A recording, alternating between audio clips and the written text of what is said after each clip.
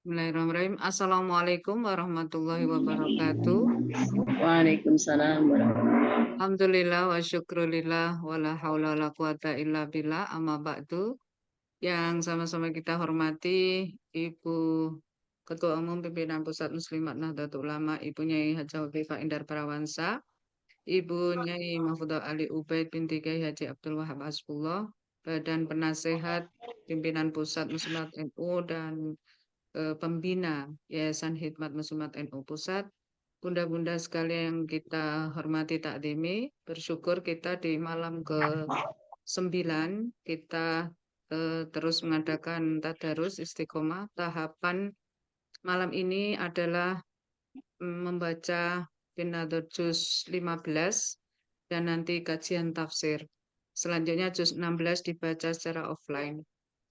Untuk itu sebelum nanti dipimpin oleh Ibu Nyai Mufizah Marsudi Syuhud untuk membaca juz 15, kita buka bersama dengan mengharap ridha Allah SWT, keberkahan, keselamatan, dan kelancaran, serta untuk kemaslahatan kesehatan kita bersama dan baca Ummul Quran.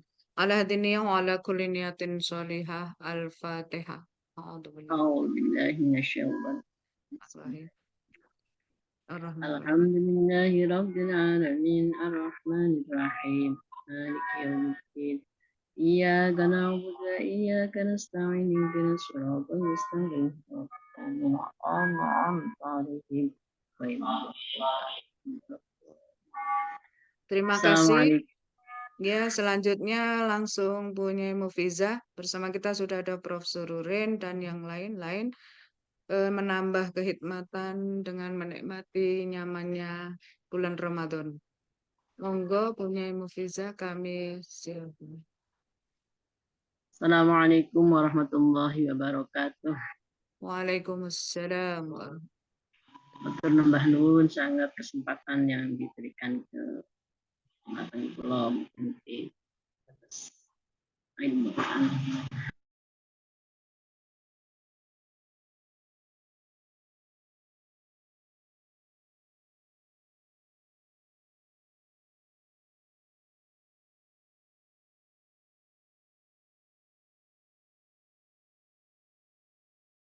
إياك نستعين اهدنا الصراط المستقيم صراط الذين أنعمت عليهم غير المغضوب عليهم ولا الضالين. أعوذ بالله من الشيطان الرجيم بسم الله الرحمن الرحيم سبحان الذي أسرى بعبده ليلا من المسجد الحرام إلى المسجد الأقصى الذي باركنا حوله لنريه من آياتنا إنه هو السميع البصير وآتينا موسى الكتاب وجعلناه هدى لبني إسرائيل ألا تتخذوا من دوني وكيلا ذرية من حملنا معا إنه كان عبدا شكورا وقضينا إلى بني إسرائيل في الكتاب لتفسدن في الأرض مرتين ولتعلن علوا كبيرا فإذا جاء وعد أولاهما بعثنا عليكم عبادا لنا أولي بأس شديد فجاسوا خلال الديار وكان وعدا مفعولا ثم رددنا لكم الكرة عليهم وأمددناكم بأموال وبنين وجعلناكم أكثر نفيرا إن أحسنتم أحسنتم لأنفسكم وإن أسأتم فلها فإذا جاء وعد الآخرة ليسوء وجوهكم وليدخلوا المسجد كما دخلوه أول مرة ولتبروا ما علوا تسبيرا عسى ربكم أن يرحمكم وإن عدتم عدنا وجعلنا جهنم للكافرين حصيرا إن هذا القرآن يهدي للتي هي أقوم ويبشر المؤمنين الذين يعملون الصالحات أن لهم أجرا كبيرا وأن الذين لا يؤمنون بالآخرة أعتدنا لهم عذابا أليما ويدعو الإنسان بالشر دعاءه بالخير وكان الإنسان عجولا وجعلنا الليل والنهار آيتين فمحونا آية الليل وجعلنا آية النهار مبصرة لتبتغوا فضلا من ربكم ولتعلموا عدد السنين والحساب وكل شيء فصلناه تفصيلا وكل إنسان ألزمناه طائره في عنقه ونخرج له يوم القيامة كتابا يلقاه منشورا اقرأ كتابك كفى بنفسك اليوم عليك حسيبا من اهتدى فإنما يهتدي لنفسه ومن ضل فإنما يدل عليها ولا تزر وازرة وزر أخرى وما كنا معذبين حتى نبعث رسولا وإذا أردنا أن نهلك قرية أمرنا مترفيها ففسقوا فيها فحق عليها القول فدمرناها تدميرا وكم أهلكنا من القرون من بعد نوح وكفى بربك بذنوب عباده خبيرا بصيرا من كان يريد العاجلة عجلنا له فيها ما نشاء لمن نريد ثم جعلنا له جهنم يصلاها مذموما مدحورا ومن أراد الآخرة وسعى لها سعيها وهو مؤمن فأولئك كان سعيهم مشكورا كلا نمد هؤلاء وهؤلاء من عطاء ربك وما كان عطاء ربك مهذورا انظر كيف فضلنا بعضهم على بعض وللآخرة أكبر درجات وأكبر تفضيلا لا تجعل مع الله إلها آخر فتقعد مذموما مخذولا وقضى ربك ألا تعبدوا إلا إياه وبالوالدين إحسانا إما يبلغن عندك الكبر أحدهما أو كلاهما فلا تقل لهما أف ولا تنهرهما وقل لهما قولا كريما واخفض لهما جناح الذل من الرحمة وقل رب ارحمهما كما ربياني صغيرا ربكم أعلم بما في نفوسكم إن تكونوا صالحين فإنه كان للأوابين غفورا وآت ذا القربى حقه والمسكين ابن السبيل ولا تبذر تبذيرا إن المبذرين كانوا إخوان الشياطين وكان الشيطان لربه كفورا وإما تعرضن عنهم ابتغاء رحمة من ربك ترجوها فقل لهم قولا ميسورا ولا تجعل يدك مغلولة إلى عنقك فلا تبسطها كل البسط فتقعد ملوما محسورا إن ربك يبسط الرزق لمن يشاء ويقدر إنه كان بعباده خبيرا بصيرا ولا تقتلوا أولادكم خشية إملاق نحن نرزقهم وإياكم إن قتلهم كان خطأ كبيرا ولا تقربوا الزنا إنه كان فاحشة وساء سبيلا ولا تقتلوا النفس التي حرم الله إلا بالحق ومن قتل مظلوما فقد جعلنا لوليه سلطانا فلا يسرف في القتل إنه كان منصورا ولا تقربوا مال اليتيم إلا بالتي هي أحسن حتى يبلغ أشده وأوفوا بالعهد إن العهد كان مسؤولا وأوفوا الكيل إذا كلتم وزنوا بالقسطاس المستقيم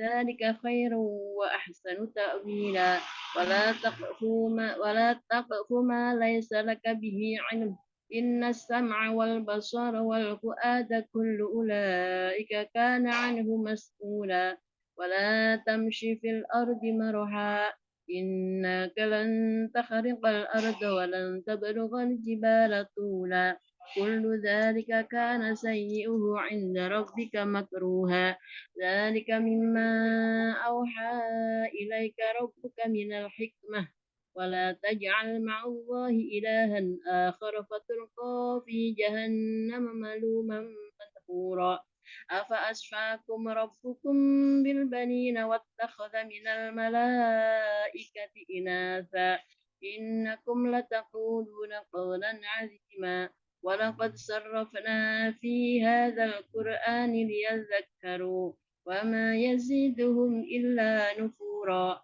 قل لو كان معه آلهة كما يقولون إذا لابتغوا إلى ذي العرش سبيلا سبحانه وتعالى عما يقولون علوا كبيرا تسبح له السماوات السبع والأرض ومن فيهن وإن من شيء إلا يسبح بحمده ولكن لا تفقهون تسبيحهم إنه كان حليما غفورا وإذا قرأت القرآن جعلنا بينك وبين الذين لا يؤمنون بالآخرة حجابا مستورا وجعلنا على قلوبهم أكنة أن يفقهوه وفي آذانهم وقرا وإذا ذكرت ربك في القرآن وحده ولو على أدبارهم نفورا نحن أعلم بما يستمعون به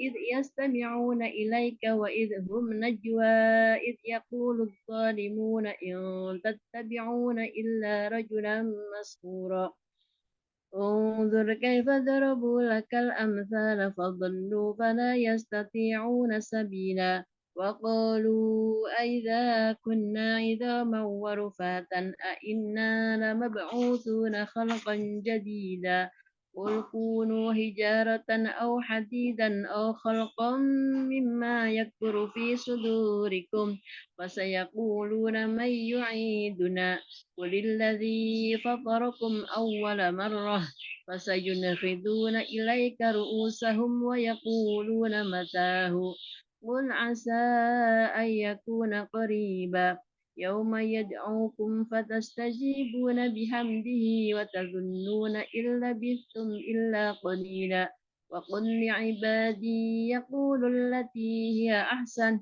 إن الشيطان ينزع بينهم إن الشيطان كان للإنسان عدوا مبينا ربكم أعلم بكم إن يشأ يرحمكم أو إن يشأ يعذبكم وما أرسلناك عليهم وكيلا وربك أعلم بمن في السماوات والأرض ولقد فضلنا بعض النبيين على بعض وآتينا داود زبورا قل ادعوا الذين زعمتم من دونه فلا يملكون كشف الضر عنكم ولا تحويلا أولئك الذين يدعون يبتغون إلى ربهم الوسيلة أيهم أقرب ويرجون رحمته ويخافون عذابه إن عذاب ربك كان محذورا وإن من قرية إلا نحن مهلكوها قبل يوم القيامة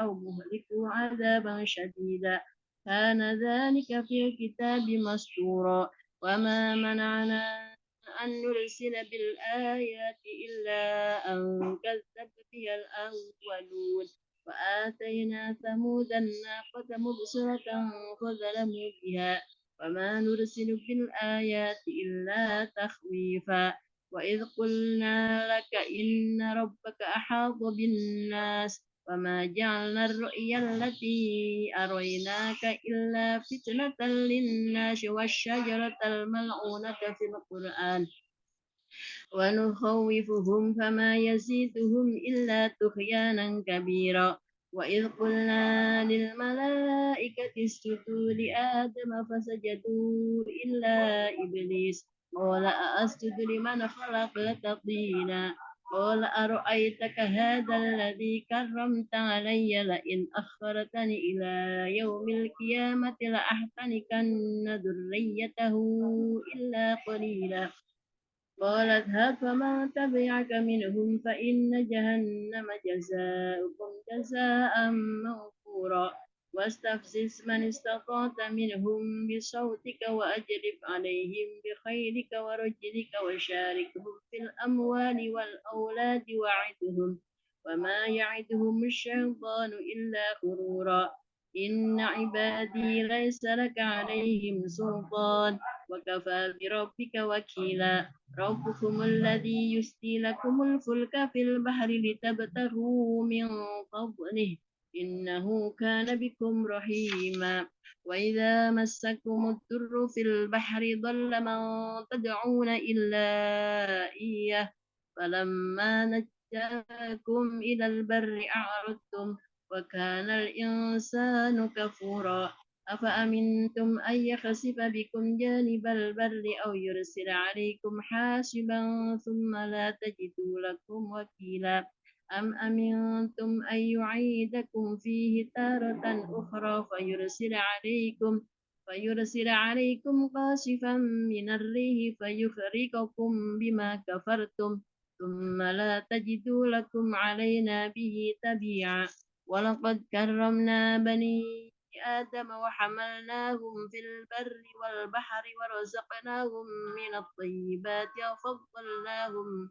وفضلناهم على كثير ممن خلقنا تفضيلا يوم ندعو كل أناس بإمامهم فمن أوتي كتابه بيمينه فأولئك يقرؤون كتابهم ولا يظلمون فتيلا ومن كان في هذه أعمى فهو في الآخرة أعمى وأضل سبيلا وإن كادوا ليفتنونك عن الذي أوحينا إليك لتفتري علينا غيره وإذا لاتخذوك خليلا ولولا أن ثبتناك لقد كدت تركن إليهم شيئا قليلا إذا لأذقناك ضعف الحياة وضعف الممات ثم لا تجد لك علينا نصيرا وإن كادوا ليستفزونك من الأرض ليخرجوك منها وإذا لا يلبثون خلافك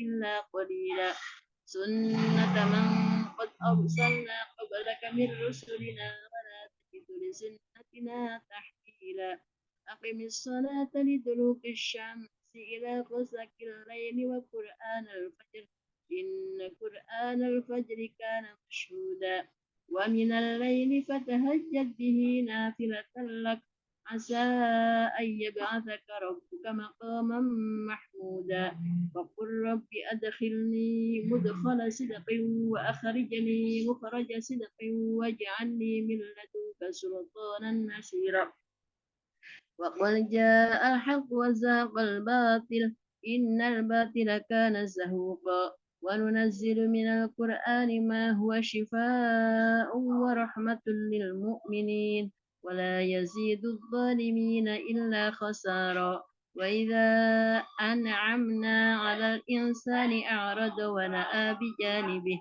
وإذا مسه الشر كان يئوسا قل كل يعمل على شاكلته فربكم أعلم بمن هو أهدى سبيلا ويسألونك عن الروح قل الروح من أمر ربي وما أوتيتم من العلم إلا قليلا ولئن شئنا لنذهبن بالذي أوحينا إليك فلا تجد لك به علينا وكيلا إلا رحمة من ربك إن فضله كان عليك كبيرا قل إن استمعت الإنس والجن على أن يأتوا بمثل هذا القرآن لا يأتون بمثله ولو كان بعضهم لبعض ظهيرا ولقد صرفنا للناس في هذا القرآن من كل مثل فأبى أكثر الناس إلا كفورا وقالوا لن نؤمن لك حتى تفجر لنا من الأرض ينبوعا أو تكون لك جنة من نخيل وعنب فتفجر الأنهار خلالها تفجيرا أو تسقط السماء كما زعمت علينا كسفا أو تأتي بالله والملائكة قبيلا أو يكون لك بيت من زخرف أو ترقى في السماء ولن نؤمن لرقيك حتى تنزل علينا كتابا نقرأه قل سبحان ربي هل كنت إلا بشرا رسولا وما منعنا وما منع الناس أن يؤمنوا إذ جاءهم الهدى إلا أن قالوا أبعث الله بشرا رسولا قل لو كان في الأرض ملائكة يمشون مطمئنين لنزلنا عليهم من السماء ملكا رسولا قل كفى بالله شهيدا بيني وبينكم إنه كان بعباده خبيرا بصيرا ومن يهد الله فهو المهتد ومن يضلل فلن تجد لهم أولياء من دونه ونحشرهم يوم القيامة على وجوههم عميا وبكما وصما مأواهم جهنم كلما خبت زدناهم سعيرا ذلك جزاؤهم بأنهم كفروا بآياتنا وقالوا أإذا كنا عظاما ورفاتا أإنا لمبعوثون خلقا جديدا أولم يروا أن الله الذي خلق السماوات والأرض قادر على أن يخلق مثلهم وجعل لهم أجلا لا ريب فيه فأبى الظالمون إلا كفورا قل لو أنتم تملكون خزائن رحمة ربي إذا لأمسكتم خشية الإنفاق وكان الإنسان قتورا ولقد آتينا موسى 9 آيات بينات فاسأل بني إسرائيل إذ جاءهم فقال له فرعون إني لأظنك يا موسى مسحورا قال لقد علمت ما أنزل هؤلاء إلا رب السماوات والأرض بصائر وإني لأظنك يا فرعون مثبورا فأراد أن يستفزهم من الأرض فأغرقناه ومن معه جميعا وقلنا من بعده لبني إسرائيل اسكنوا الأرض فإذا جاء وعد الآخرة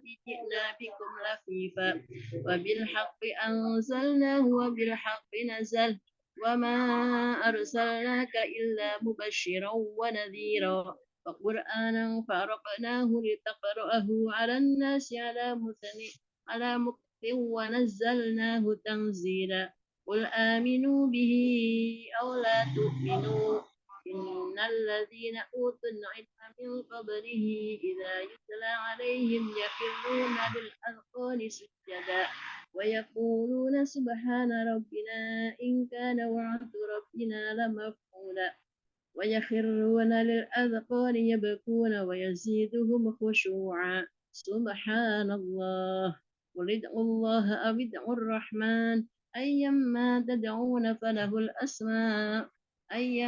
تدعوا فله الأسماء الحسنى ولا تجهر بصلاتك ولا تخفت بها وابتغي بين ذلك سبيلا وقل الحمد لله الذي لم يتخذ ولدا ولم يكن له شريك في الملك ولم يكن له ولي من الذل وكبره تكبيرا الله أكبر أعوذ بالله من الشيطان الرجيم. بسم الله الرحمن الرحيم.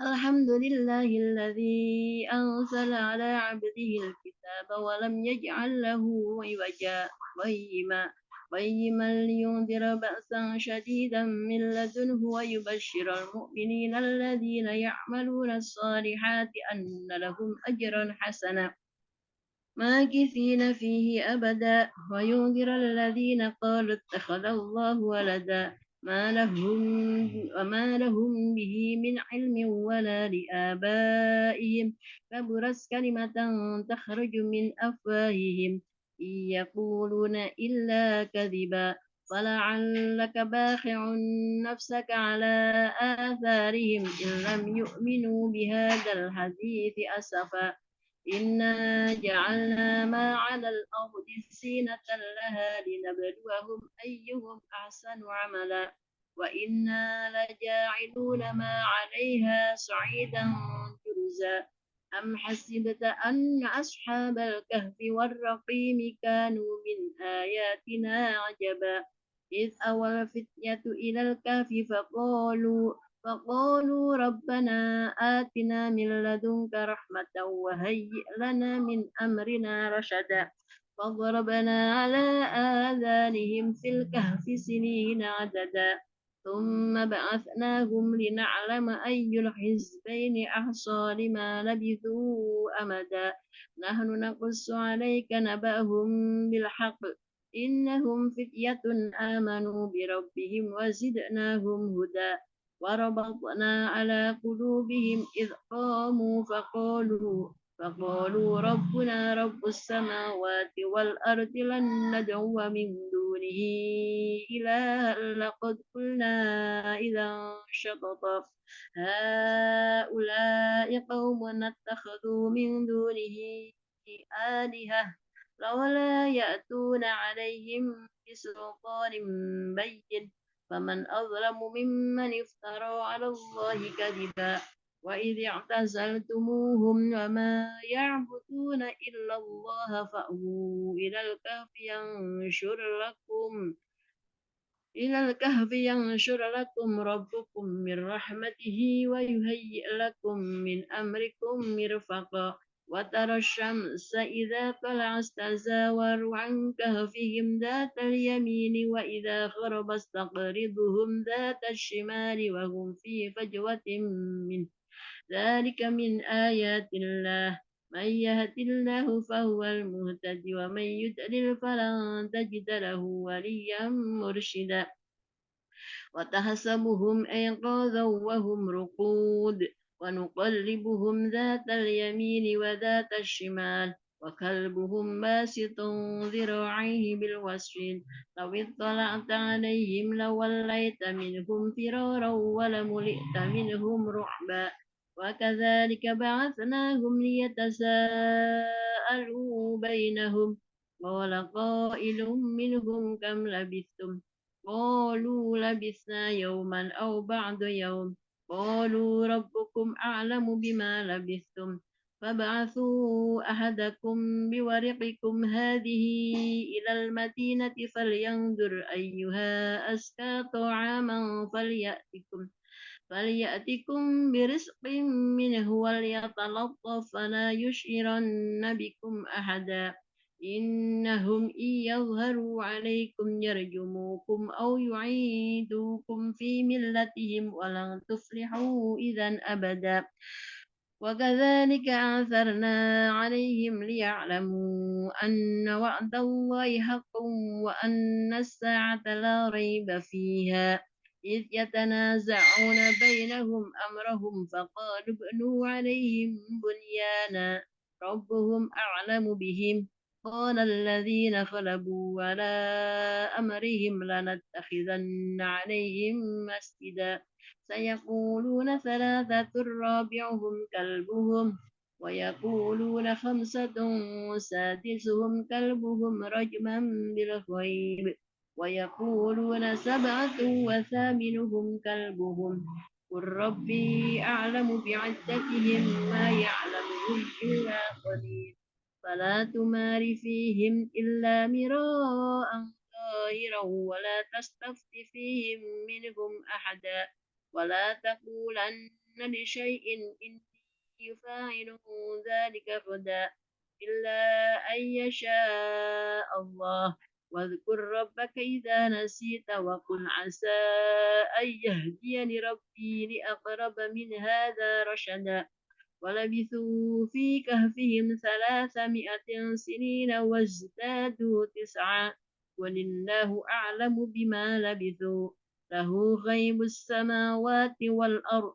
أبصر به وأسمع ما لهم من دونه من ولي ولا يشرك في حكمه أحدا واتل ما أوحي إليك من كتاب ربك لا مبدل لكلماته ولن تجد من دونه ملتحدا واصبر نفسك مع الذين يدعون ربهم بالغداة والعشي يريدون وجهه ولا تعد عينك عنهم تريد زينة الحياة الدنيا ولا تطع من أغفلنا قلبه عن ذكرنا واتبع هواه وكان أمره فرطا وقل الحق من ربكم فمن شاء فليؤمن ومن شاء فليكفر إنا أعتدنا للظالمين نارا أحاط بهم سرادقها وإن يستغيثوا يغاثوا بماء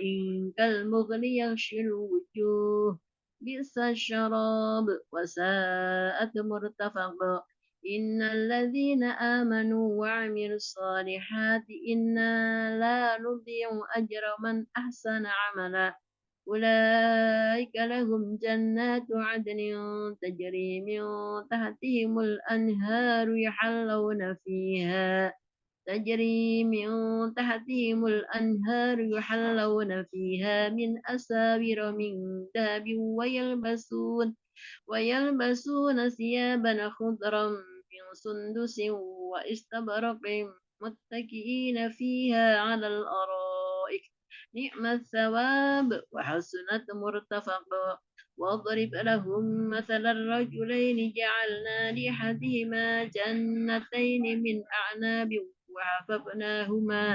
وحففناهما بنخل وجعلنا بينهما زرعا كلتا الجنتين آتت أكلها ولم تظلم منه شيئا وفجرنا خلالهما نهرا وكان له ثمر فقال لصاحبه وهو يحاوره أنا أكثر منك مالا وأعز نفرا ودخل جنته وهو ظالم لنفسه قال ما أظن أن تبيد هذه أبدا وما أظن الساعة قائمة ولئن رددت إلى ربي لأجدن خيرا منها منقلبا قال له صاحبه وهو يحاوره أكفرت بالذي خلقك من تراب ثم من نطفة ثم سواك رجلا لكن هو الله ربي ولا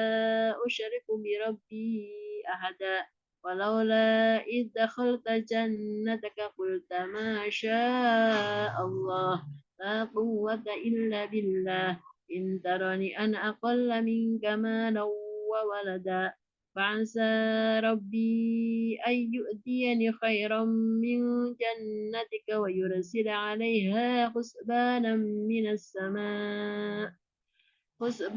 من السماء فتصبح صعيدا زلقا أو يصبح ماؤها فورا فلن تستطيع له طلبا وأحيط بثمره فأصبح يقلب كفيه على ما أنفق فيها وهي خاوية على عروشها ويقول يا ليتني لم أشرك بربي أحدا ولم تكن له فئة ينصرونه من دون الله وما كان منتصرا هنالك الولايات لله الحق هو خير ثوابا وخير عقبا واضرب لهم مثل الحياة الدنيا كماء إن أنزلناه من السماء أنزلناه من السماء فاختلط به نبات الأرض فأصبح هشيما تذروه الرياح وكان الله على كل شيء مقتدرا. المال والبنون زينة الحياة الدنيا والباقيات الصالحات خير عند ربك ثوابا وخير أملا. ويوم نسير الجبال وترى الأرض بارزة وحشرناهم فلم نغادر منهم أحدا وعرضوا على ربك صفا لقد جئتمونا كما خلقناكم أول مرة بل زعمتم أن لن نجعل لكم موعدا. ووضع الكتاب فترى المجرمين مشفقين مما فيه ويقولون يا ويلتنا ما لهذا الكتاب لا يغادر صغيرة ولا كبيرة إلا أحصاها ووجدوا ما عملوا حاضرا ولا يظلم ربك أحدا. وإذ قلنا للملائكة اسجدوا لآدم فسجدوا إلا إبليس كان من الجن ففسق عن أمر ربه أفتتخذونه وذريته أولياء من دوني وهم لكم عدو بئس للظالمين بدلا. ما أشهدتهم خلق السماوات والأرض ولا خلق أنفسهم وما كنت متخذ المضلين عددا. ويوم يقول نادوا شركائي الذين زعمتم فدعوهم فلم يستجيبوا لهم وجعلنا بينهم موبقا. ورأى المجرمون النار فظنوا أنهم واقعوها ولم يجدوا عنها مصرفا. ولقد صرفنا في هذا القرآن للناس من كل مثل وكان الإنسان أكثر شيء جدلا. وما منع الناس أن يؤمنوا إذ جاءهم الهدى ويستغفروا ربهم إلا أن تأتيهم سنة الأولين أو يأتيهم العذاب قبلا. وما نرسل المرسلين إلا مبشرين ومنذرين ويجادل الذين كفروا بالباطل ليدحضوا به الحق واتخذوا آياتي وما أنذروا هزوا. ومن أظلم ممن ذكر بآيات ربه فأعرض عنها ونسي ما قدمت يداه إنا جعلنا على قلوبهم أكنة أن يفقهوه وفي آذانهم وقرا وإن تدعهم إلى الهدى فلن يهتدوا إذا أبدا. وربك الغفور ذو الرحمة لو يؤاخذهم بما كسبوا لعجل لهم العذاب بل لهم موعد لن يجدوا من دونه موئلا. وتلك القرى أهلكناهم لما ظلموا وجعلنا لمهلكهم موعدا. وإذ قال موسى لفتاه لا أبرح حتى أبلغ مجمع البحرين أو أمضي حقبا فلما بلغا مجمع بينهما نسيا حوتهما فاتخذ سبيله في البحر سربا فلما جاوزا قال لفتاه آتنا غداءنا لقد لقينا من سفرنا هذا نصبا قال أرأيت إذ أوينا إلى الصخرة فإني نسيت الحوت وما أنسانيه إلا الشيطان أن أذكره واتخذ سبيله في البحر عجبا قال ذلك ما كنا نبغ فارتدا على آثارهما قصصا فوجدا عبدا من عبادنا آتيناه رحمة من عندنا وعلمناه من لدنا علما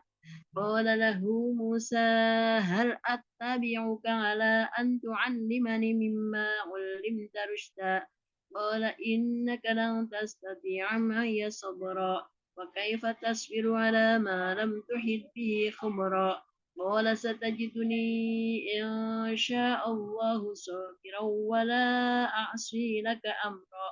قال فإن اتبعتني فلا تسألني عن شيء حتى أحدث لك منه ذكرا.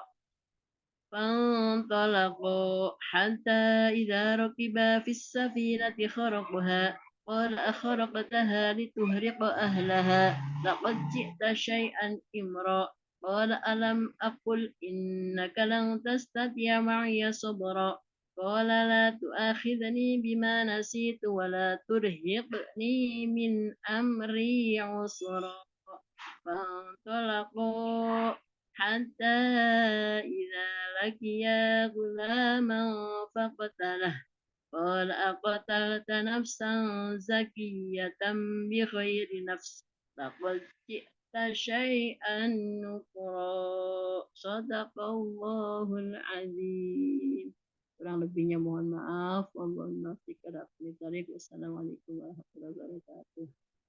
Waalaikumsalam warahmatullahi wabarakatuh. Alhamdulillah, subhanallah, tambah tenang dan tambah semangat. Walaupun mustamik mendengarkan, insya Allah kebaikan berkahnya sama dengan baca. Terima kasih Bunyai Hajah Mufidah Marsudisud yang telah berkenan membacakan dengan tartil. Bunda-bunda sekalian kami hormati, Allahumma arhamna bil Quran. Selanjutnya untuk tahapan penguatan, kita akan dengarkan kajian tafsir, menyimak dengan seksama.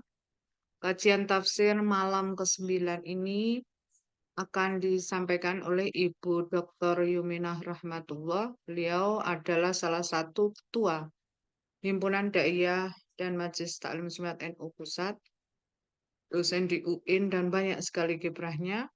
Monggo Mbak Nyai Yuminah, karena waktu terus berjalan kita manfaatkan sebaik mungkin. Baik, Bu Azza. Makasih banyak. Bismillahirrahmanirrahim. Mbak Azza yang mau share screen. Monggo, siapa? Oh, ya udah nggak apa-apa, Mbak. Oh ya, siap. Bismillahirrahmanirrahim. Assalamualaikum warahmatullahi wabarakatuh. Alhamdulillahirabbil alamin wassalatu wassalamu ala asyrafil anbiya'i wal mursalin sayyidina Muhammadin wa ala alihi wa ashabi ajma'in amma ba'd. Rabbi shrah li sadri wa yassir li amri wahlul 'uqdatam min lisani yafqahu qawli. Allahumma shalli ala sayyidina Muhammad wa ala ali sayyidina Muhammad. Alhamdulillah malam hari ini malam ke-7 ya. Kita masih diberi kesehatan dan istiqomah untuk tadarus Ramadan. Mudah-mudahan Allah beri kita kesehatan sampai akhir kajian ini. Yang saya hormati Ketua Hikmat Ibu Nyai Dr. Hajar Romla Widayati yang kelihatannya udah ngantuk nih. Yang saya hormati Ibu Sekretaris Ibu Nyai Azza Zumrud, Ibu Profesor Dr. Sururin, Ibu Nyai Mufiza dari PC Depok, dari PC Waikambas nih, dan semua yang hadir para pengurus harian Hikmat. Alhamdulillah malam hari ini kita kajian juz 15 ya. Mungkin di sini saya juga akan singkat karena memang kalau dikaji juz 15 ini banyak banget ya. Jadi mungkin yang saya ambil beberapa ayat saja ya. Untuk juz 15 ini kajiannya surah Al-Isra dan surah Al-Kahfi. Mungkin ibu-ibu semua sudah sangat maklum dan sudah sangat mengetahui ya, apalagi Al-Isra sebelum Rajab, sebelum Ramadan kita pasti sudah memperingati.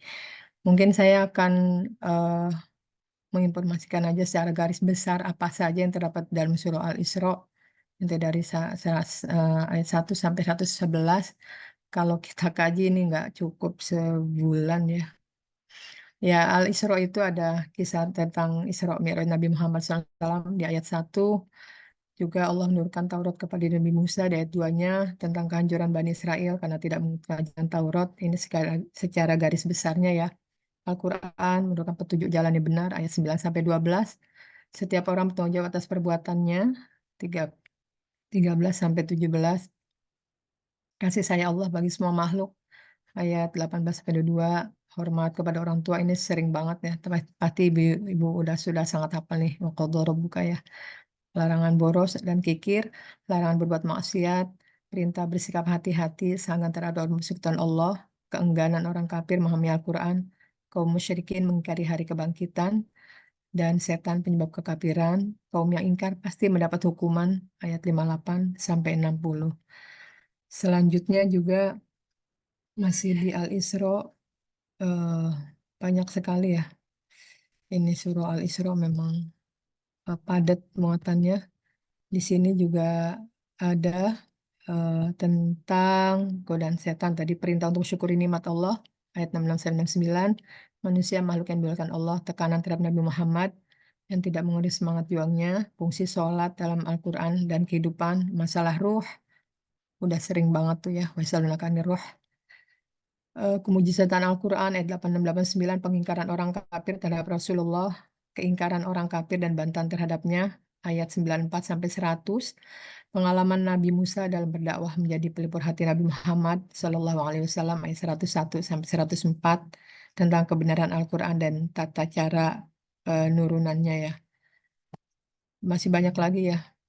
Kaum yang ingkar pasti mendapat hukuman, ayat 58-60, godaan syaitan terhadap manusia, 61-65. Nanti mungkin para ustazah, para bunyai bisa dibuka juga ya ayat-ayatnya, karena memang kita ini singkat, jadi secara garis besarnya mungkin nanti bisa dipelajari masing-masing secara rinci karena memang banyak sekali. Manusia makhluk yang dimuliakan Allah, ayat 70-72, tekanan terhadap Nabi Muhammad yang tidak udah tadi masalah rudah, dan kebenaran Al-Quran dan cara penurunannya, itu surah Al-Isra ayat 1 sampai 114 tadi. Selanjutnya surah Al-Kahfi, di sini saya hanya 1 sampai 74. Di surah Al-Kahfi ini lengkap sekali ya, karena kalau kita lihat memang Al-Quran itu hampir 25,6% dan itu banyak kisah-kisah ya. Kalau kita baca sangat menarik karena kisah nabi-nabi semua ada dalam Al-Quran. Sampai 25 hampir 6%, rata-rata banyak kisah-kisah ya. Di antaranya di Al-Kahfi ini ada kecaman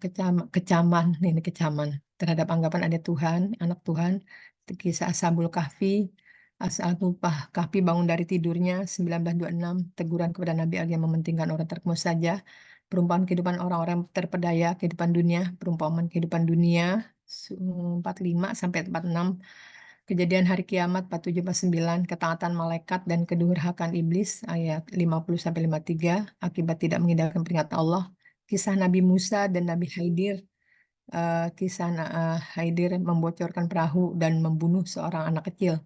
Itu juga ada dalam surah Al-Kahfi ya. Memang menarik dan mungkin kita di Hikmat juga sudah beberapa kali ya mengadakan kajian-kajian ini gitu. Ini hanya pengulangan saja untuk mungkin saling mengingatkan agar kita yang sudah ingat tambah ingat, yang lupa mungkin saling mengingatkan saja. Ini zoomnya kemana ya? Kok nggak kelihatan zoomnya? Oh ya, oke. Iya, itu tentang Al-Kahfi. Tapi di sini saya hanya mengambil beberapa ayat. Dalam Al-Kahfi ini merupakan surah yang ke-18 dari 114 surah dalam Al-Quran, dan surat ini termasuk Makkiyah yang terdiri dari 110 ayat. Penempatan surah Al-Kahfi ini berada di pertengahan. Kalau kita masih kecil biasanya ada tanda merah ya di tengah-tengah, waliyatalattob. Di situ kalau kita masih kecil dikasih taunya ini nih tanda merah nih tengah-tengah Al-Quran gitu. Ingat sekali kita. Jadi penempatannya memang berada pada pertengahan Al-Quran antara juz 15 dan juz 16. Nah, dalam Al-Kahfi kita ketahui sendiri bahwa dinamika Al-Kahfi karena artinya gua ya. Gua, nama Al-Kahfi juga diambil kisah sekelompok pemuda yang mengasingkan diri dari ancaman penguasa ketika itu dan tertidur dalam gua selama kurang lebih dari 309 tahun. Mereka para pemuda yang memang eh, kalau kata Kiai Nasaruddin Umar, mereka itu wali yang sebetulnya harus singgah ke suatu gua atau tempat karena tidak tidak ingin kesuliman-kesuliman yang terjadi pada masa itu. Makanya mereka akhirnya mengasingkan diri atau pergi ke dalam gua.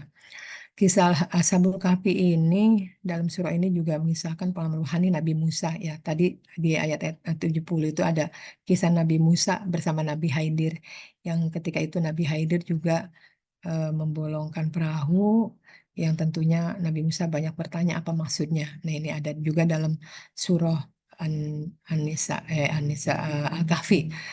Nah, eh, di sini kalau menurut Nasaruddin Umar juga merupakan kecerdasan intelektual ya. Jadi kecerdasan intelektualnya tidak cukup, kita juga perlu kecerdasan spiritual. Di surah Al-Kahfi ini kecerdasan spiritual, tapi kalau di surah Al-Isra kecerdasan intelektual gitu.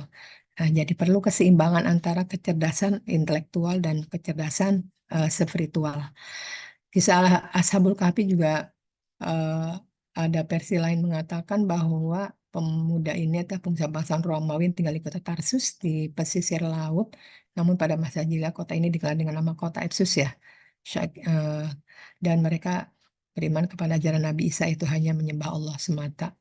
Jadi ada nanti saya hanya mengkaji tentang kisahnya dari sahabat Ashabul Kahfi ini cuma beberapa ayat saja. Karena kalau itu tadi dirinci banyak banget. Lanjut Mbak, ada kisah. Nah, ini alur kisah Ashabul Kahfi mungkin kita bisa berbagi, ada beberapa alur ya. Eh, dalam Al-Quran kan memang ceritanya itu sistematis sekali alurnya ya. Jadi ada prolog, prolog itu ringkasan cerita yang mungkin di awal di surah di ayat 9 sampai 18. Selanjutnya ada perincian peristiwanya dari awal hingga akhir. Kenapa latar belakang para Ashabul Kahfi ini masuk ke gua? Bisa kita lihat di ayat 14 sampai 16 ya.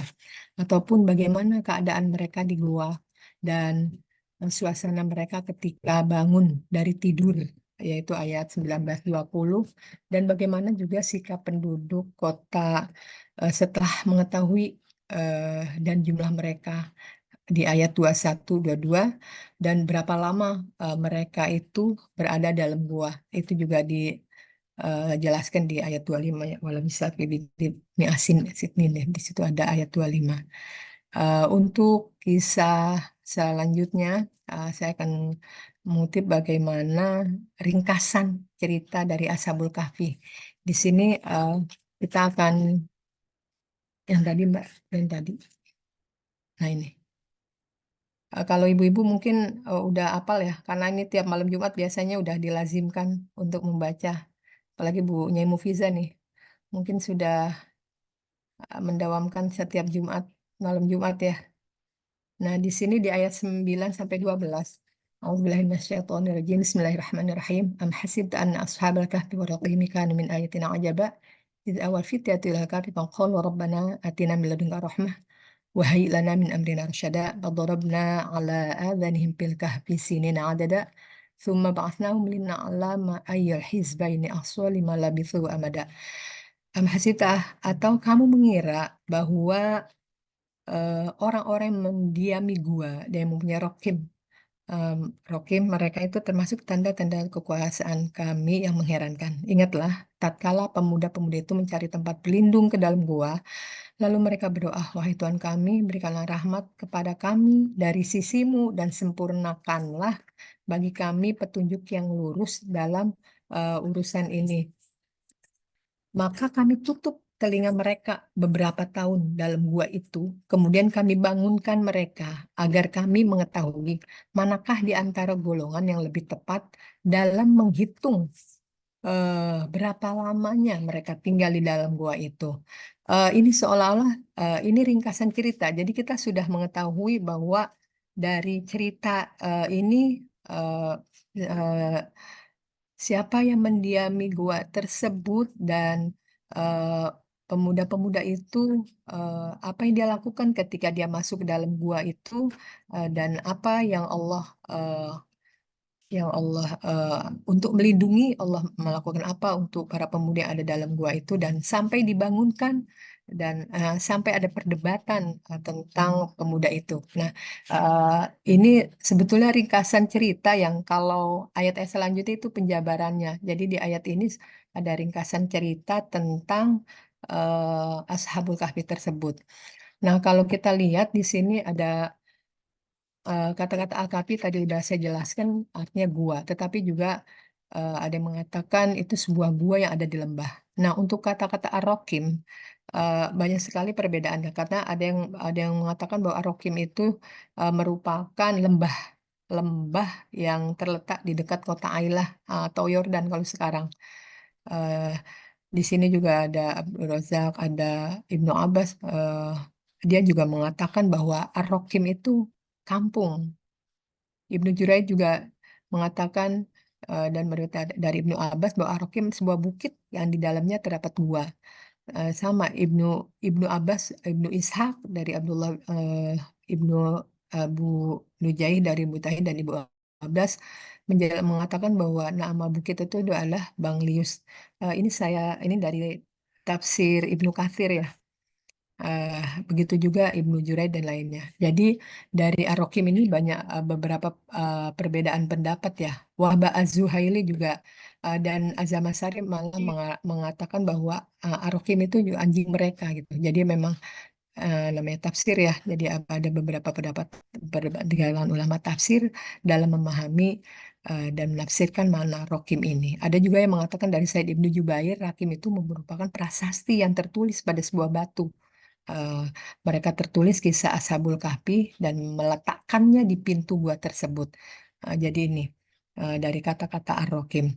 Kalau kita lihat juga di sini tadi Ar-Rakim kan min ayatina ajaba is awal fityah. Nah, di sini ada kata-kata fityah.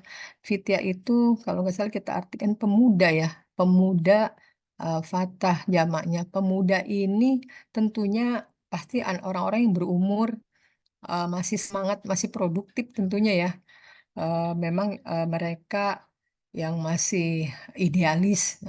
Kalau kita lihat istilahnya yang demo ataupun yang em, maju gagasannya brilian biasanya anak-anak muda. Nah, di Ashabul Kahfi pun ini karena ada kata-kata fitnah ini, maka ini dikatakan pemuda. Maksudnya apa hal ini mengisyaratkan bahwa mereka dalam usia yang muda tetapi memiliki keimanan dan idealisme pemuda hingga rela meninggalkan kediaman mereka. Anak muda kan gitu, ketika idealismenya tidak tersalurkan, maka dia akan berani memberontak ataupun akan berani memperjuangkan ide-idenya. Nah, di sini mereka akhirnya berani meninggalkan istilahnya di negeri tersebut karena tidak sepisi ya, dengan idealisme mereka. Apalagi ini tentang ideologi ya, tentang keimanan ketika itu. Nah, ketika itu kan mereka eh, dengan para teman-temannya Ashabul Kahfi dan ada yang mengatakan bahwa berikut dengan anjingnya mereka menuju gua tadi. Dalam ayat itu juga dikatakan tadi am hasibta anna ashabal kahfi raqim kana min ayatina ajaba idh awal fityatul kahfi faqala rabbana atina min ladunka rahmah wa hayyi lana min amrina rasyada. Ketika mereka menuju ke gua tadi, mereka tentunya ingin adanya rasa aman. Maka mereka berdoa kepada Allah. Rabbana atina min ladunka rahmah wa hayyi lana min amrina rasyada. Doa ini juga seringkali kita ucapkan ya untuk mendapatkan rahmat. Mereka ingin mendapatkan rahmat dan pertolongan Allah. Ketika masuk itu mereka membaca doa ini sesuai dengan tadi di surah di ayat am hasid ana sabal kabi rokim kanu maitina jaba Isa wa Fitatul Kahfi ya di ayat 10-nya. Mereka berdoa dengan kalimat seperti itu ya. Rabbana atina min ladunka rahmah wa hayyi lana min amrina rasyada. Wahai Tuhan kami, berikanlah kami rahmat dari sisimu, pertolongan dan sempurnakanlah bagi kami petunjuk yang lurus. Karena mereka tadi kan berani untuk eh, mempertahankan keyakinan mereka sehingga mereka berani sampai meninggalkan negerinya dan mereka masuk ke dalam goa. Kalau kita ketahui bahwa ketika orang ingin sesuatu yang lebih dekatkan diri kepada Allah, contohnya Nabi Muhammad SAW, ketika beliau ingin mendapatkan wahyu, beliau kan pasti ke Gua Hiro ya, ataupun ketika mereka sedih, beliau ke Gua Sur. Jadi memang istilahnya berhalwat, bertahanus, ataupun dalam bahasa agama, misal bersemedi. Nah itu apa biasanya? Kalau kita kaitkan, memang ketika sufi-sufi itu biasanya untuk mendekatkan diri kepada Allah butuh ketenangan khusus dalam pendekatan dirinya kepada Allah. Nah, begitu juga Ashabul Kahfi, mereka memilih goa untuk tempat mereka mengasingkan diri dikala mereka tidak sependapat atau ada pemerintahannya zolim ketika itu di negerinya. Nah, eh, saya akan juga membahas ayat 11 ini. Kenapa? Apa yang menyebabkan mereka tidur panjang? Di ayat 11 ini dikatakan, A'udzubillahi minasyaitonirrajim. Bismillahirrahmanirrahim. Fadarabna ala adani fil kahfi sinina adada. Maka kami tutup telinga mereka di dalam gua itu selama bertahun-tahun. Ketika mereka masuk ke dalam gua itu, tadi mereka sudah berdoa kepada Allah, Rabbana atina min ladunka rahmah wa hayyi lana min amrina rasyada. Dari ayat 11 ini Allah menerangkan bahwa Allah menutup telinga mereka di dalam gua itu selama bertahun-tahun. Karena kita mustahil ya, kita saja manusia normal tidur berseminggu deh, nggak sudah sebulan atau 2 hari pun kita tidak akan kuat. Karena tidur terlalu banyak juga memang kan tidak bagus untuk kesehatan dan lainnya. Tetapi dengan Ashabul Kahfi mampu tidur 309 tahun yang menurut mereka hanya setahun. Nah, disinilah kemujizatan Allah yang telah ditunjukkan bahwa mereka itu benar-benar dilindungi sampai Allah menutup telinga mereka di dalam gua selama bertahun-tahun. Artinya mereka tidak mendengarkan apapun, tidak mendengarkan kebisingan yang terjadi. Kita saja kalau kita tidur, kita berisik sedikit tetangga dangdutan atau apa, pasti kita tidurnya juga nggak nyenyak, ataupun kadang kita tidurnya juga pasti terganggu. Nah, tetapi ini lain dengan Ashabul Kahfi. Nah, menurut Fahrudin Ar-Razi, beliau berpendapat bahwa Allah menidurkan Ashabul Kahfi dengan menutup telinga pendengaran mereka atau menciptakan penghalang antara pendengaran dan realitas sekitar, sehingga mereka tidak dapat mendengar suara apa-apa yang dapat membangun mereka. Nah, kalau kita dari segi sains, penonaktifan sistem aktivitas area extending reticular activating system ini berfungsi sebetulnya menghantarkan impuls yang berasal dari reticular formation, yang berasal dari otak tengah melalui talamus menuju korteks ya. Kita kan ada otak sebelah kanan, otak sebelah kiri ya. Nah, sistem ini terhubung ke jaringan saraf pendengaran yang milik pendengaran dan keseimbangan dalam dan luar tubuh secara bersamaan. Nah, ini subhanallah ya kalau kita kaitkan dengan sains ini, ternyata Allah benar-benar menunjukkan kemukjizatannya melalui Ashabul Kahfi ini sehingga sampai sistem aktivitas irisnya ini Allah Allah tidak fungsikan ketika itu, tetapi kondisi mereka itu tetap dalam keadaan sehat walafiat dan terjaga gitu. Nah, ini awalnya tafsir ayat 11. Di tafsir di ayat 12 dikatakan summa ba'atsnahum lina'lama ayyul hizbaini ahsa lima labithu amada. Kemudian kami bangunkan mereka agar kami mengetahui manakah di antara kedua golongan itu yang lebih tepat dalam menghitung berapa lamanya mereka tinggal. Mereka tidur 309 tahun. Nah, Allah membangunkan mereka ini agar mereka mengetahui di antara kedua golongan itu yang lebih tepat dalam menghitung berapa lama mereka tinggal. Karena juga mereka gak lama gitu. Padahal mereka merasa eh, 1 hari. Karena ketika mereka keluar menggunakan uang warik, uang yang ketika itu mereka gunakan kok sudah tidak laku gitu. Berarti sudah berapa lama pergantian pemerintahan, tetapi mereka merasa tidurnya cepat gitu. Tetapi Allah menidurkan dia sungguh sangat lama. Tetapi Ashabul Kahfi sendiri mengira-ngira bahwa mereka tidak tidak tidak selama itu gitu. Hal ini baru diketahui karena mereka setelah keluar membeli karena dalam tidur mereka bangun pasti kan lapar ya. Mereka membawa uang untuk berbelanja ternyata kok uangnya sudah tidak laku ya warik itu sehingga sudah ada pergantian pemerintahan yang bukan masanya Ashabul Kahfi ini, ternyata mereka tidak tidak mengetahui. Nah, ini di ayat ini dijelaskan ya, di ayat 11. Menurut Fahrudin Ar-Razi juga ayat 17-18 ini di sini dijelaskan tadi kenapa Ashabul Kahfi tidur lama banget tapi kok mereka tetap fit, tetap sehat, tetap bugar dan eh, tetap eksis gitu sebagaimana mereka masuk gitu, nggak ada perubahan. Padahal mah di kondisi-kondisi sosial masyarakatnya sudah berubah. Nah, di sini di ayat 17 ini, A'udzubillahi minasyaitonirrajim. Bismillahirrahmanirrahim. Wa tarasyamsa idza tala'at tazawaru an kahfihim zatal yamin wa idza gharabat taqriduhum zatal shimal. Wa hum fi fajwatin minhu dzalika min ayatillah may yahdillahu fahul muhtadi wa may yudlil falan tajida lahu waliyyan mursyida. Engkau akan melihat matahari yang ketika terbit condong ke sebelah kanan dari gua mereka dan yang ketika terbenam menjauh mereka ke sebelah kiri sedang mereka berada di tempat yang luas di dalamnya. Gua itu kan kalau kita ini sempit ya. Mungkin ibu-ibunya ini sudah pernah kalau ngelihat gua Nabi yang di Gua Hiro ya, tempat Nabi sholat itu kan memang sekupnya buat tempat sholat gitu. Nah, tetapi ini dengan kuasa Allah. Orang bertuju dengan ada anjingnya tapi besar gitu dan tempat yang luas di dalamnya. Gua itu adalah sebagian dari tanda-tanda kebesaran Allah. Siapa yang Allah memberi petunjuk, dialah yang mendapat petunjuk. Siapa yang dia sesatkan, engkau tidak akan menemukan seorang penolong pun yang dapat memberinya petunjuk.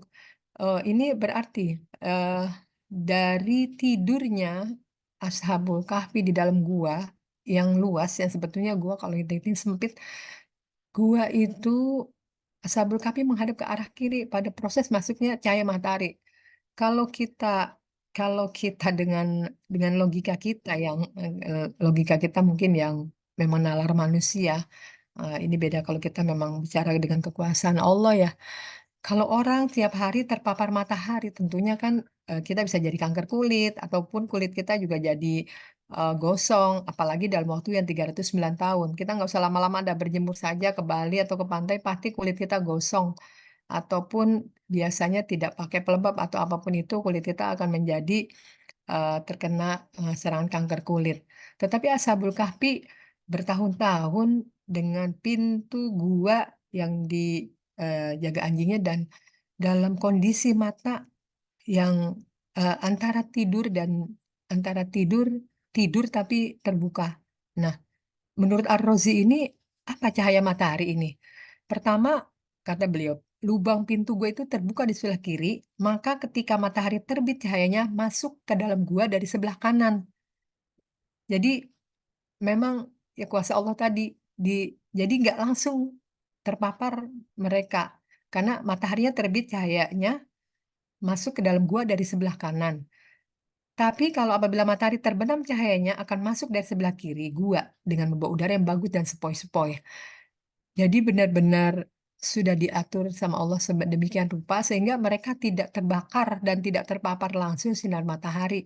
Namun juga ya tadi alurnya dari pintu gua itu sudah Allah tetapkan sebegitu eh, teraturnya ya.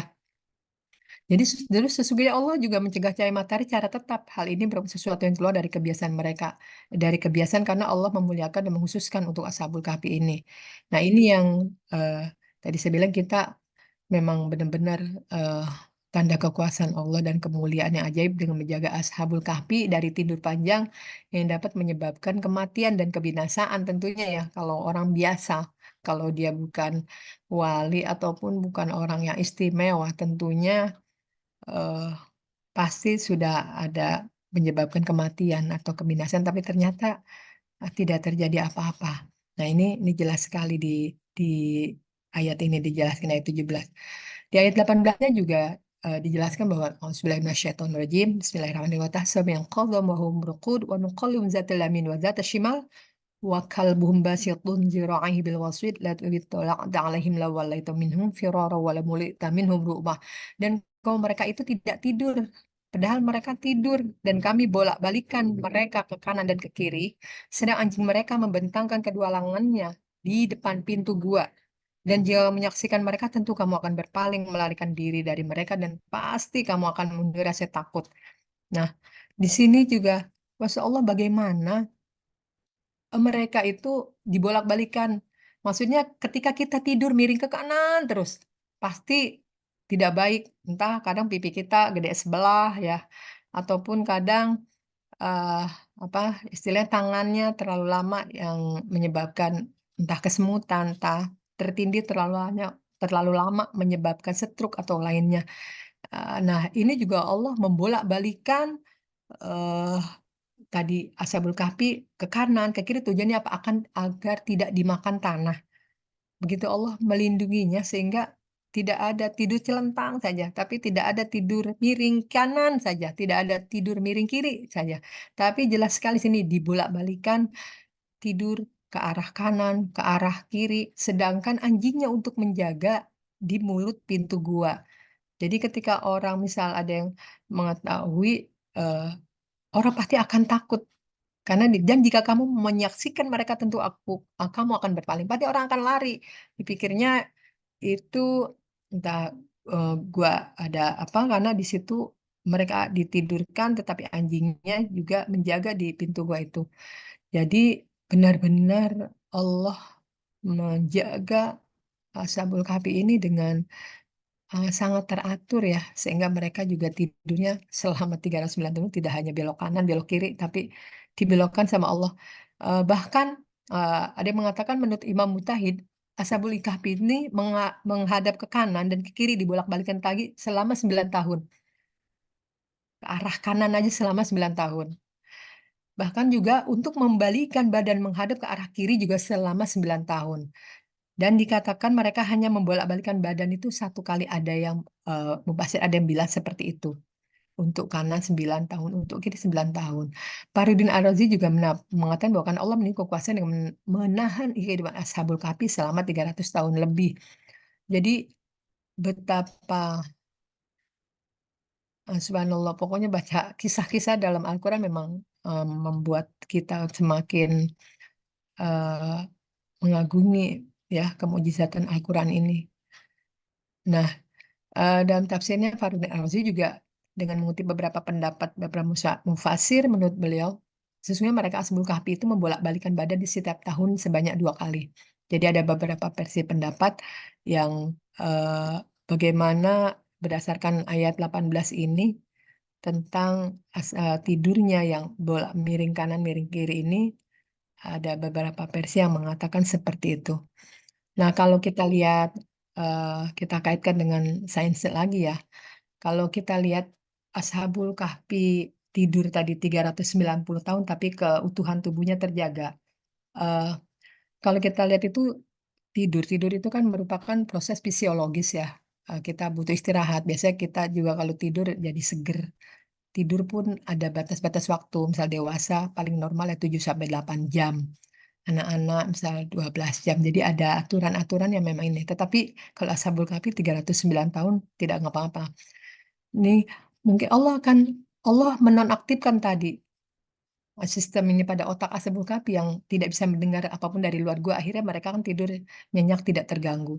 Allah mengatur paparan sinar matahari sesuai porsinya karena tadi lewat pintu guanya maka tidak tersinari dan tidak terdampak langsung Ashabul Kahfi sehingga Ashabul Kahfinya terpelihara dengan baik. Dan menurut Ibnu Abbas juga mengatakan bahwa tujuan dari membolak-balik itu tadi balik kanan, balik kiri, ada yang bilang 9 tahun, kanan, kiri 9 tahun, Ar-Razi bilang 2 tahun. Tujuannya itu agar tidak dimakan tanah, ya, karena kan ya kita lihat ya mayit aja beberapa lama kadang dikubur juga udah dimakan tanah, dimakan rayap dan sebagainya. Jadi kalau kita tidur itu biasa terhubung dengan alam. Kalau tidur yang nyes gitu ya. eh, Kalau kita tidur terjaga, bertidur, kita biasa terhubung dengan dunia. Normal 7 sampai 8 jam lah. Kurang tidur juga nggak baik buat otak kita, buat pertumbuhan badan kita, dan lain sebagainya. Ini kalau kita yang normal ya, kalau Ashabul Kahfi beda. Jadi berlebihan pun berdampak buruk. Tetapi untuk Ashabul Kahfi 390 tahun tidak mengalami apapun. Nah ini ya. Jadi kita dapat mengambil hikmah dari Ashabul Kahfi ini bagaimana meneguhkan hati Rasulullah dan hati umat Nabi Muhammad atas agama Allah dan memperkuat kepercayaan orang mukmin. Dua juga merupakan daya tarik ampuh untuk menggugah perhatian dalam mengambil pelajaran dan petunjuk bagi kaum beriman, menggambarkan antara pertemuan kebaikan dan kejahatan di dalamnya. Terdapat petunjuk untuk pemilihan yang baik, pilihan atas kebaikan. Jadi tadi Ashabul Kahfi kan dikatakan bagaimana dia bangun dari kubur dari gua tadi. Orang-orang juga kan berkata ini sebetulnya Ashabul Kahfi siapa? Tiga dengan ada yang mengatakan seperti tiga dengan satu anjingnya, empat dengan satu anjingnya, lima dengan satu anjingnya gitu. Jadi ada beberapa versi juga mengatakan itu. Dan dari kisah-kisah juga ini juga kan meneguhkan hati Nabi karena di awal Alhamdulillahilladzi sudah tentang pujian kepada Nabi, pujian kepada Allah dan juga di situ juga ada hiburan terhadap Nabi Muhammad. Makanya ini juga tujuannya meneguhkan hati Rasulullah dan hati umat Nabi Muhammad dan perkuat kepercayaan orang Muslimin. Mungkin ini yang dapat saya sampaikan kajian dari juz 15 terutama saya hanya mengambil beberapa tentang kisah Ashabul Kahfi kisah tidur yang panjang dari ayat eh, lainnya nanti mungkin bisa dilihat sendiri rangkaian-rangkaiannya dari prolog yang tadi sudah saya buat. Mungkin itu dari saya, mohon maaf waktunya berlebih. Mohon maaf lahir batin, mohon ridhonya, mohon maaf atas segala kekurangan. Wallahul muwaffiq ila aqwamit thoriq. Wassalamualaikum warahmatullahi wabarakatuh. Pak Ada. Waalaikumsalam warahmatullahi wabarakatuh. Alhamdulillah luar biasa. Untuk link materi saya kirim di chat. Bunda-bunda sekalian sangat padat dan rinci serta utuh ya. Untuk penguatan literasinya ada di materi PPT. Terima kasih luar biasa Mbak Nyai Dr. Yuminah. Kiranya ini menjadi apa ya, kalau punya itu bilangnya kulakan belajar maksudnya untuk menambah segala satunya kita makin kuat tidak membaca saja tapi juga tadabbur ayat yang kita baca sehingga menambah kualitas dari Amin. kita membaca Amin. Al-Quran. Mungkin cukup Amin. waktunya. Terima kasih sekali lagi Mbak Jazakumullah, Dr. Ustazah Yumina. Yumina, Ustazah. Ya, mari kita tutup dengan baca wal asri. Bismillahirrahmanirrahim. Wal asr. Innal insana lafi khusr. Illal ladzina amanu wa amilus solihati wa tawasaw bil haq wa tawasaw bis sabr. Terima kasih Mbak Yumina, Prof. Sama, makasih Sururin, semua. Mbak Hanik Rofiko, Bu Dewi, Ustazah. Barakallah semuanya. Ya, terima Terima kasih kasih. Bu Roheti. Kurang lebih mohon maaf. Ya, Selamat istirahat dan beribadah Ya. di bulan Ramadan. amin. Wassalamualaikum warahmatullahi wabarakatuh. Ya, Waalaikumsalam Waalaikumsalam warahmatullahi warahmatullahi wabarakatuh. Izin Sampai ya. jumpa besok. Ya, Makasih banyak ya. sehat selalu Assalamualaikum. ya. Assalamualaikum. Warahmatullahi Salam.